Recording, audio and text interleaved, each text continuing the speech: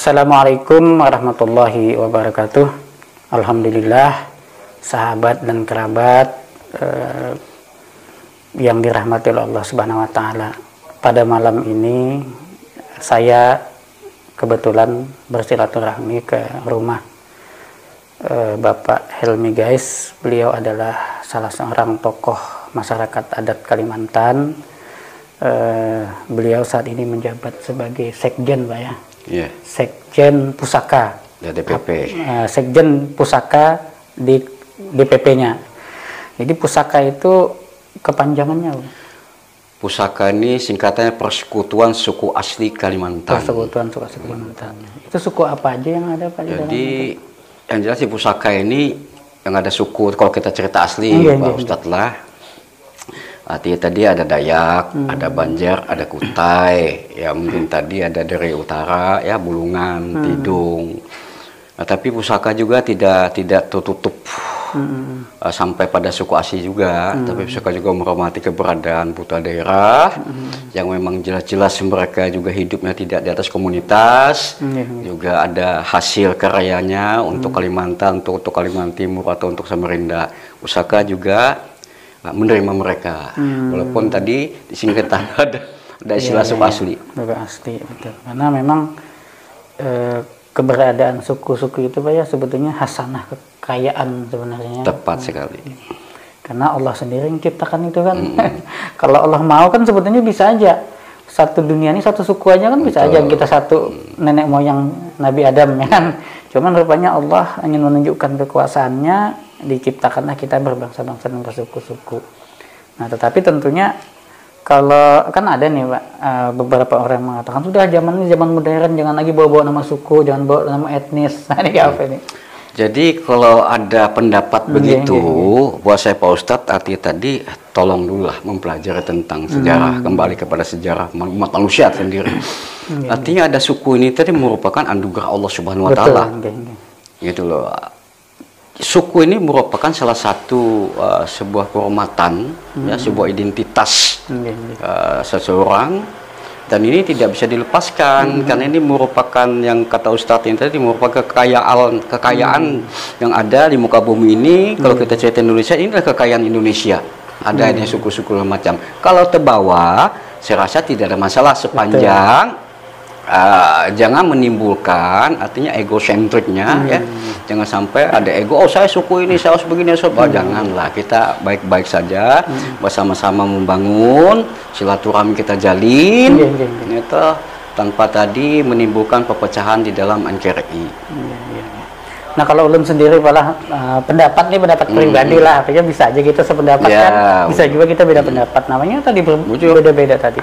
Kalau ulun pribadi sebenarnya kalau ada orang memaksakan kita tuh nggak usah lagi memandang suku, nggak usah lagi memandang etnis, itu kalau menurut ulun justru melanggar beberapa kaidah. Satu, melanggar kaidah agama. Artinya Allah hanya menciptakan berbangsa-bangsa, bersuku-suku. Kenapa kita ingin menghilangkan, ya kan?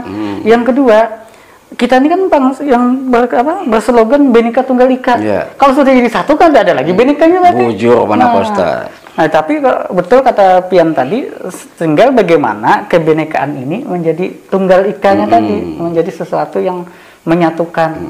Kayak ibarat apa aja orang tuh, taman bunga kan, kalau bunganya kuning, kan bagus juga. Dipaksakan yang bunga yang habang kita cat kuning semua gitu. Jadi mungkin tidak akan bernama Indonesia. Nah, betul. Kalau tadi tidak ada bermacam-macam beraneka ragam suku yang ada dari Sabang sampai Merauke. Adanya beraneka ragam inilah, maka itu adalah yang dikatakan Indonesia sudah. Yang kata Ustadz itu Bhinneka Tunggal Ikaan. Nah, kalau tidak ada suku-suku, Indonesia tidak ada. Justru kan slogan Bhinneka Tunggal Ika itu akan bisa dilakukan kalau ada identifikasi suku itu, eksistensinya diakui. Itu. Nah, kalau cuman memang bujur Cipian tadi, jangan sampai itu menjadi egosentris. Kan.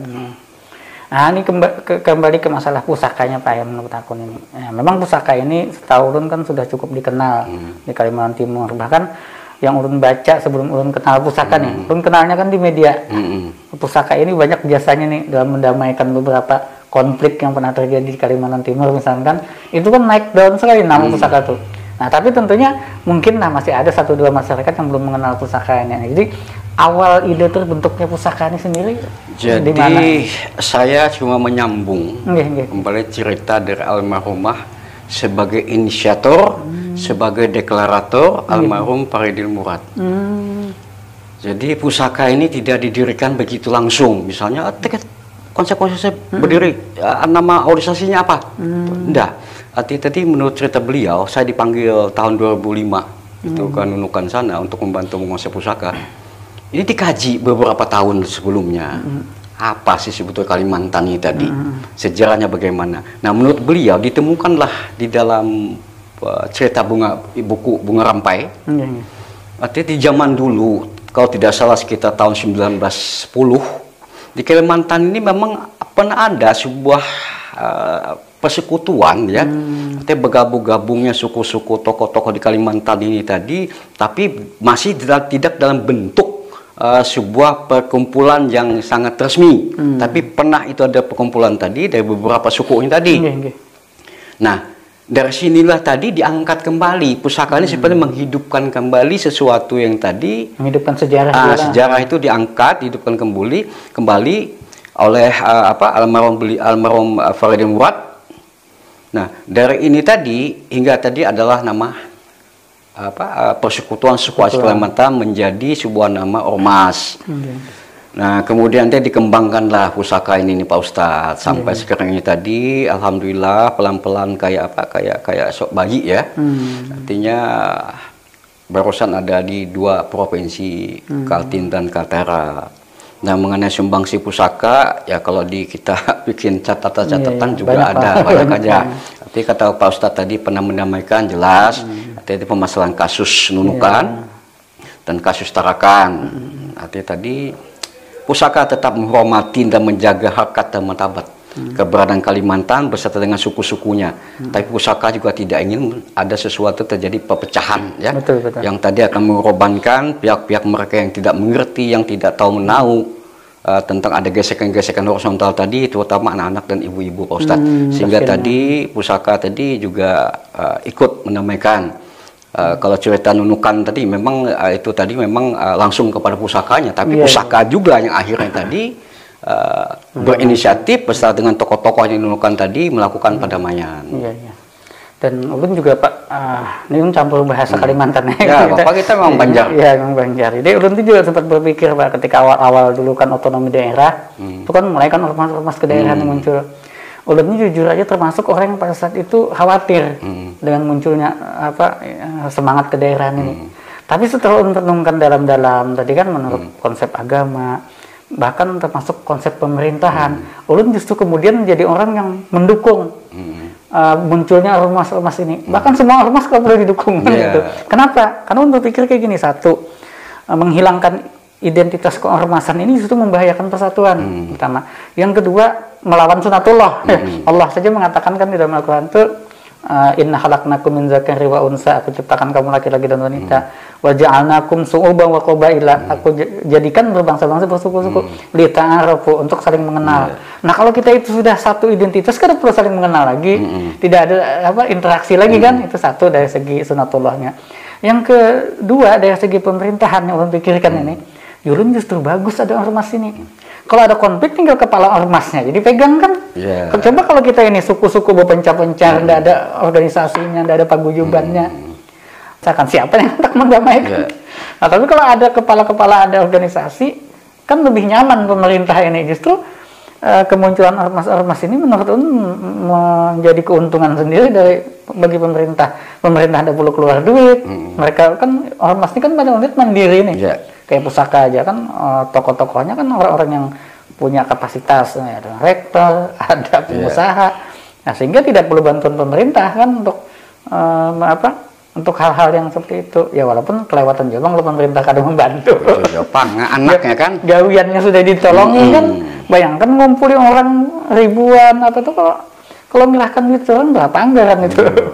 Nah, tapi dengan adanya tokoh-tokoh yang menghimpun kayak Pian, misalkan almarhum Faridil Murad yang memang punya kepedulian terhadap masyarakat, kan akhirnya kan konflik cepat teratasi, mungkin juga tingkat kesejahteraan dengan berkomunitas seperti itu bisa jalan.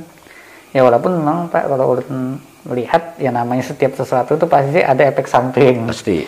Nah, efek sampingnya mungkin ya di beberapa ormas muncul sifat premanisme.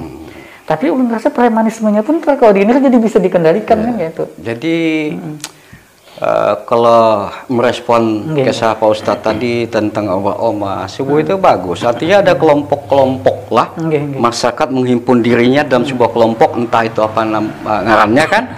Artinya tadi kan sebuah wadah silaturahmi, ya kan, didukung oleh yang disampaikan Pak Ustadz tadi, didukung oleh hukum-hukum agama, aturan atau hukum. Pemerintah sendiri mendukung masalah ini dengan sistem regulasinya. Nah, sepanjang tadi kelompok-kelompok ini tadi tidak melakukan hal-hal yang tadi mengintervensi atau membuat gesekan-gesekan, mulai gesekan antara satu ormas dengan ormas yang lainnya, atau ada saling menyinggung adat dan budaya yang mungkin berbeda di antara satu ormas dengan ormas lainnya. Sepanjang ormas ini dikelola dengan nilai-nilai intelektual, artinya tadi akan rukun damai aja. Walaupun tadi dalam ormas ini tadi mungkin ada ini suku ini suku ini suku ini. Nah, sepanjang ini tadi dipelihara, dirawat, dijaga dengan konsep yang jelas, apalagi didukung oleh konsep-konsep yang sangat intelektual. Tentu ini kan membantu masyarakat pemerintah itu sendiri, kemudian T4 mengamankan kalau terjadi gesekan-gesekan horizontal di bawah. Nah, ini kan disyukuri, ya kan. Kalau masalah tadi ada dalam satu ormas yang Pak Ustadz tidak ada gejala-gejala, ya, aduh berbau-bau premanisme, itu mungkin bukan sebuah konsep ormasnya, mungkin tadi ada oknum, oknumnya tidak bertanggung jawab sehingga dia melakukan hal-hal yang berbau menentang aturan pemerintah atau hukum yang berlaku. Nah, tadi dapatlah identitas prema, tapi bukan ormas, itu oknum lah. Di pusaka juga tidak menutup kemungkinan Pak Ustadz, kita kadang-kadang wajah semua ini monitoring anggota pusaka yang banyak ini harus baik semuanya, tawadu semuanya, akhlaknya bagus, akidahnya bagus, semua kan mungkin. Dan ini kan ciri khas kayak pelangi itu menghiasi daripada kehidupan umat manusia di dunia ini tadi. Nah, pasti adalah, tapi kalau kita tahu ini kita bina. Dan pusaka juga pernah, kita sendiri ini pernah tadi sekitar tahun 2013. Pada saat itu kita mengontakkan rumah itu di Gang Amal lah, buah-buahannya itu berbau-bau kekerasan segala macam. Kita bina kok, walaupun membina itu tidak mudah. Yang ngeranya kadang-kadang orang tuh ada belampu bahasa kita Pak Ustadz lah. Tapi alhamdulillah bergamatan. Nah, inilah pentingnya tokoh-tokoh masyarakat, ormas, pemerintah itu sendiri. Jadi jangan menganggap sesuatu yang di luar sana berbau kekerasan segala macam tadi lalu diberi cap, diponis, dibina. Orang kan diponis ormasnya kan. Padahal kalau menurut ulun justru dengan ada ormas ini membina. Soalnya orang-orang preman biar kita ada ormas gitu tetapnya gitu preman. Tapi dengan adanya ormas kan ada yang membina. Sehingga yang semuanya mungkin jadi preman kemudian pelan-pelan jadi orang baik. Jadi kalau itu Pak Helmi kada cuman ormas, pesantren gitu kan, sama yang narkoba ada di pesantren, sama. Pesantren narkoba kalau salah Pak Ustadz lah. Nah, tuh bubarkan aja pesantren karena ada anak narkoba di situ, bukan itu justru pesantren ini membina supaya yang narkoba tadi jadi baik. Itu memecah orang itu. Iya. Nah, tapi ulun yakin kok artinya ormas yang ada ini semuanya kalau kita lihat ini kan tokoh-tokohnya orang-orang intelek, orang-orang yang orang yang punya kepedulian lah, termasuk kayak di pusaka mungkin yang baru kenal beberapa orang itu lihat ada. Memang urusan ini Pak Ustadz kita mencoba, makanya kita ini pakai akad, kita ini belum apa-apa, pusakanya masih jauh banget daripada sebuah tujuan akhirnya. Tapi bergamatan kayak bayi itu salah satu ini tadi kita mencoba.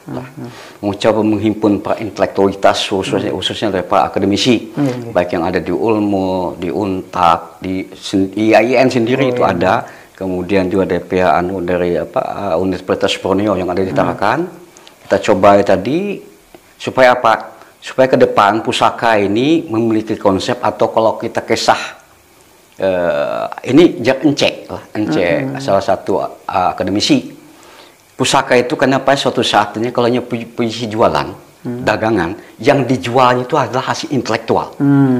Nah, ini yang akan kita coba untuk tadi dengan kekawalan. Pusaka ini bisa sebagai mitra masyarakat, bisa menjadi mitra pemerintah, bisa menimbulkan suatu konsep-konsep pemberdayaan masyarakat, sehingga tadi konsep ini tadi memang konsepnya ada nilai intelektual, ada nilai akademisi di situ. Jadi tidak abu-abu. Nah ini yang kita coba Pak Ustadz, mudah-mudahan kita sama-sama Pak Ustadznya juga lah.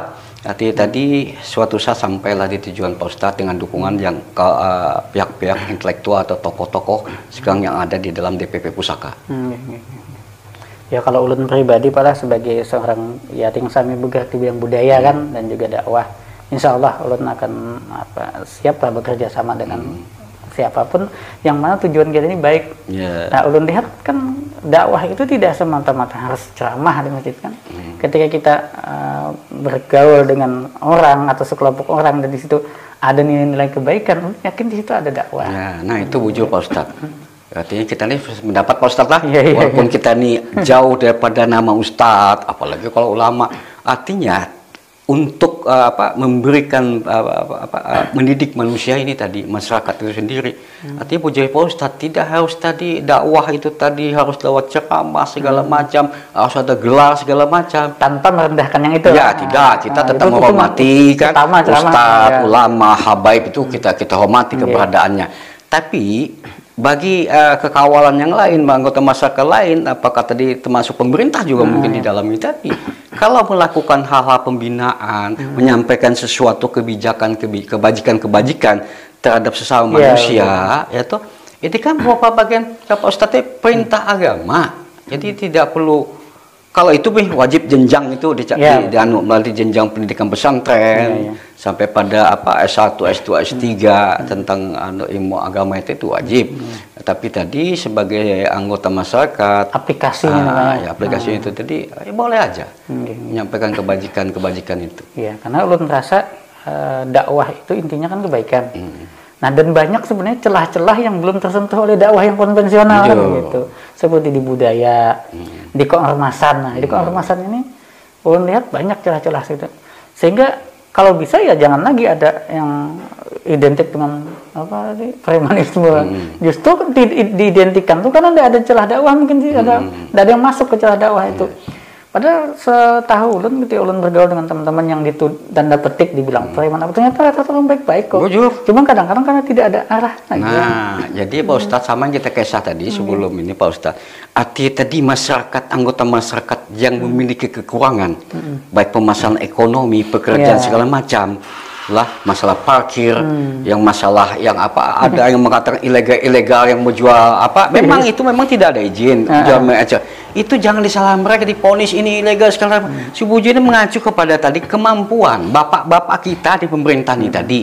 Artinya kemampuan kepastian ekonomi terhadap masyarakat, khusus masalah UKM segala macam. Kalau tadi ada bekas parkir segala macam ilegal, ini kemampuan pemerintah sekali kayak mana mengelola ini tadi. Jangan kena rupanya selesai ilegal, preman itu aja, jual parkir itu penjual minyak itu yang preman. Tidak, mereka butuh kehidupan. Kalau ulun pribadi Pak rancak tuh, ulun senang sama preman ya kan. Preman dalam pengertian yang sesungguhnya.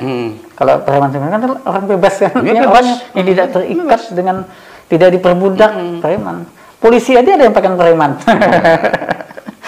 Jadi mungkin yang Pak Ustadz, artinya Pusaka.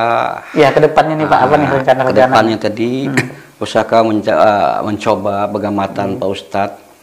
Salah satu tadi yang masih dengan kekawalan pada saat membentuk kepengurusan baru ini, yang ketuanya WNI, beliau lah Pak Dr. Abdul Nur, Dr. Insinyur Haji Abdul Nur, MSc, WR2 Unmul.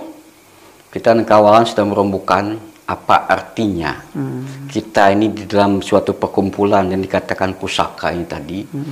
Setiap pergerakan kita, setiap program kita, kalau tidak memiliki ridha Allah, maka tadi mudah-mudahan tolong doa Pak Ustadz. Artinya dari awal kita memiliki sebuah cita-cita, mudahan di dalam ormas Pusaka ini ada dampingannya sebiji Pak Ustadz. Yang perlu dukungan dan bantuan Pak Ustadz adalah menciptakan sebuah majelis pusaka hingga membalansing Pak Ustadz lah, membalansing antara pergerakan duniawi dan ukhrawi ini tadi. Karena tanpa dikapal itu bukan Pak Ustadz, dikapal nilai-nilai keagamaan dan pergerakan ini kan menjadi bisa liarnya, bisa menjadi kepentingan pribadi, yang tadi kepentingan kelompok menjadi kepentingan pribadi. Tapi kalau dikapal oleh tadi nilai-nilai keagamaan, disirami oleh samudra samudera agama ini tadi, insya Allah kita ini pusaka ini akan mendapat ridho Allah Subhanahu Wa Taala. Nah, ini yang mungkin salah satu tujuan ini Pak Ustadz. Dan sekali lagi kita ulangi, ya mudah-mudahan ini Pak Ustadz juga ada di dalam pusaka. Mudah-mudahan juga Tena, Pak Ustadz juga bisa membantu, mendukung hingga terciptanya ini Pak Ustadz. Kan ini bekal kita bulik karena Pak Ustadz, ya kan? Ya, jadi mungkin intinya itu Pak lah. Jadi adanya ormas kedaerahan ini justru tujuannya baik, gitu. Dan tidak usah dikhawatirkan akan menyebabkan perpecahan. Oh, tidak. Justru ini menjadi simpul-simpul yang menarik, yang kalau dipegang jadinya kuat. Kuat menghimpun. Nah, jadi sahabat dan kerabat sekalian, tuh. Mungkin ada tambah sedikit Pak Ustadz. Silakan, tadi ada Pak Ustadz yang ke depannya tadi itu salah satu tadi daripada permasalahan nilai agama dan pusaka. Kemana lagi pusaka ke depan ini, pusaka dia akan mencoba menjadi mitra pemerintah yang sangat profesional lah. Nah, tadi dengan nilai-nilai intelektual dengan dukungan-dukungan para akademisi tadi menjadi mitra pemerintah, sehingga tadi bisa menciptakan konsep-konsep melakukan pembinaan, pemberdayaan masyarakat, khususnya masyarakat pojokan, pinggiran yang tadi dianggap termarginal lah. Ini tadi bisa di mana ikon-ikon mereka ini apa sih sebetulnya? Yang perlu tadi mendapat binaan pusaka dengan pemitraan pemerintah, karena pemerintah otomatis tidak tertangani semuanya, sebab berarti staf di pemerintah itu ada batasan jumlahnya, tentu tidak akan terjangkau secara menyeluruh. Nah, tadi pusaka mencoba menjadi mitra ini tadi, supaya kemana tadi bisa membantu masyarakat melalui kemitraan dengan pemerintah. Nah, misalnya baik masalah pertanian lah, perkebunan, perikanan dan lain-lainnya yang terkait pada mengangkat harkat dan martabat mereka, kehidupan mereka dari sisi ekonomi. Apalagi sekarang pusaka ke depan ini tadi, ya mungkin kita belum tahu berapa waktu ke depan, tapi perlu juga dipersiapkan. IKN ini akan ada di Kaltim lah, ibu kota ini akan ada di Kaltim. Artinya masyarakat Kaltim tidak lagi ke depannya menjadi penonton yang begitu setia, dan Kaltim tidak menjadi tempat buang sampah. Nah, inilah yang kedepannya menjadi tanggung jawab pusaka. Mudah-mudahan lewat dialog ini Pak Ustadz, didengar juga oleh para intelektual, didengar sendiri oleh para pengurus, bahkan didengar lagi oleh pemerintah beserta elemen-elemen masyarakat lain yang tadi bisa menjadi mitra. Bagaimana kita menciptakan Kaltim masa depan? Ya. Baik penonton, sahabat dan kerabat yang menyaksikan tayangan di channel YouTube ini, sebenarnya saya tadi pengen nutup sudah, tapi saya jadi ingin menyampaikan sesuatu nih Pak Ketua sebelum saya tutup. Apalagi ketika Pak Sekjen, maaf bukan Ketua, Pak Sekjen tadi menyampaikan tentang masyarakat marginal. Nah, terus saya ingat juga track record pusaka yang pernah menjadi beberapa kali pendamai. Saya jadi teringat beberapa keluhan masyarakat adat di IKN yang mengaku tergusur. Yang sekarang ini kan ada tuntut-menuntut nih dengan pemerintah. Nah, mudah-mudahan siapa tahu nanti pusaka pemerintah bisa menggunakan pusaka ini untuk menjadi mediator. Siapa tahu kan dengan pengalaman pusaka yang sudah, jangankan itu konflik orang mau bunuhan aja bisa didamaikan, apalagi ini konflik antara masyarakat dengan pemerintahnya yang mungkin bukan sengaja pemerintah menzolimi rakyat, mungkin komunikasinya aja nggak nyambung. Mudah-mudahan mungkin pusaka bisa dilibatkan nanti untuk menjadi salah satu perekat, ya, artinya antara pemerintah dengan masyarakat. Karena kita pemirsa sekalian yakinlah, tentunya pemerintah tidak mungkin ingin melakukan sesuatu yang menistakan rakyatnya, pasti ingin mensejahterakan rakyatnya. Cuman mungkin kadang-kadang dalam prakteknya ada komunikasi yang tidak nyambung, ada pemahaman yang mungkin tidak benar. Nah, ini yang mungkin nanti salah satu tugas dan tanggung jawab pusaka. Apalagi seperti dikatakan beliau tadi, pusaka ini isinya para intelektual, ada dosen-dosen di Unmul, dosen-dosen di IAIN, sekarang UIN, dan kampus-kampus yang lain. Yang kalau yang selama ini tentunya pasti memiliki track record yang bagus, kapasitas yang mumpuni untuk memperjuangkan kehidupan masyarakat di Kalimantan Timur. Baik, mungkin sampai di sini dulu bincang-bincang santai saya dengan Bapak Sekjen DPP Persekutuan Suku Asli Kalimantan, Bapak Helmi guys. Ya, mudah-mudahan apa yang kami bincangkan singkat ini bisa membawa manfaat bagi kita dan bisa membuat Kalimantan Timur dan Kalimantan umumnya lebih maju dan lebih sejahtera. Assalamualaikum warahmatullahi wabarakatuh. Waalaikumsalam warahmatullahi wabarakatuh.